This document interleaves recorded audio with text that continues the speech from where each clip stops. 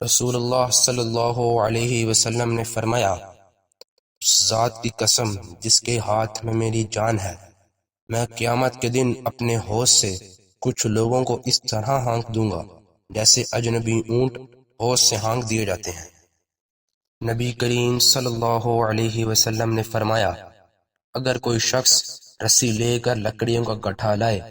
پھر اسے بیچے اور اس طرح اللہ تعالی اس کی آبرو محفوظ رکھے تو یہ اس سے بہتر ہے کہ وہ لوگوں کے سامنے ہاتھ پھیلائے اور بھیک اسے دی بھی جائے یا نہ دی جائے، اس کی بھی کوئی امید نہیں۔ نبی کریم صلی اللہ علیہ وسلم نے فرمایا، اونٹ کا حق یہ ہے کہ اس کا دودھ پانی کے پاس دوہا جائے۔ نبی کریم صلی اللہ علیہ وسلم نے فرمایا، جو کوئی لوگوں کا مال قرض کے طور پر ادا کرنے کی نیت سے لیتا ہے تو اللہ تعالی بھی اس کی طرف سے ادا کرے گا، اور جو کوئی نہ دینے کے لیے لے